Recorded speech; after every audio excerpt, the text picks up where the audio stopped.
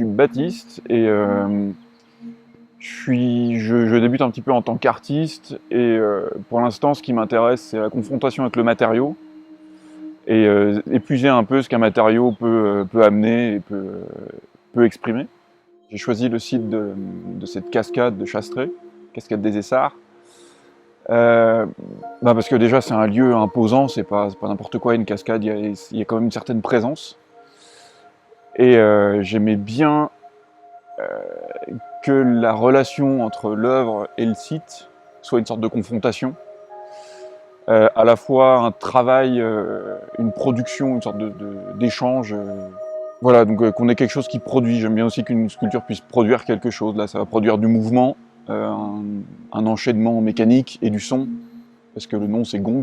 Et donc c'est une sculpture qui est censée vivre avec le rythme de la cascade, avec le débit.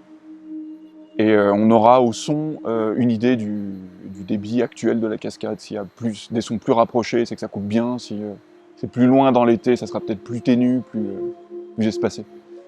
Ce qui m'intéresse là-dedans, c'est la notion de naufrage.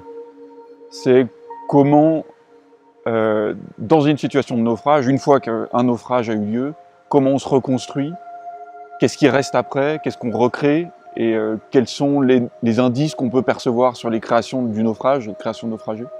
Comment on peut recomprendre comment ça a été fabriqué, où ont été les coups les outils, la main, essayer de retracer un peu ces sortes d'archéologie des objets qui sont créés après ça.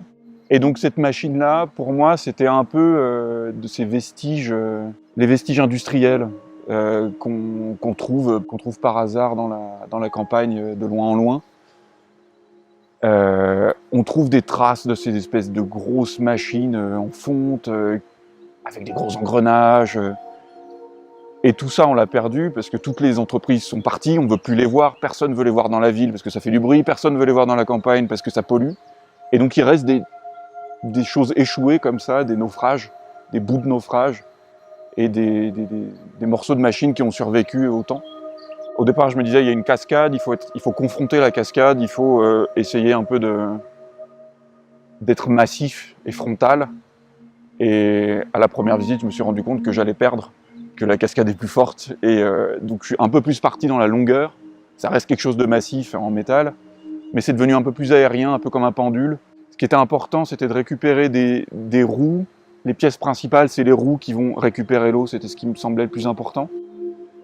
Et pour moi, ça devait être quelque chose qui est justement issu de cette ère un peu industrielle, agricole, un peu disparue. Donc les deux roues qui viennent prendre l'eau, c'est des roues de râteau-faneur. Et il y a pas mal de pièces dans ces sculptures qui sont d'autres parties de ce râteau-faneur qui ont été réutilisées pour la structure, pour les renforts. Et ensuite, j'ai tout monté, tout fabriqué en atelier, en petites pièces de 2 mètres, 2 mètres 50 maximum. Et j'ai tout amené ici pour le montage sur place.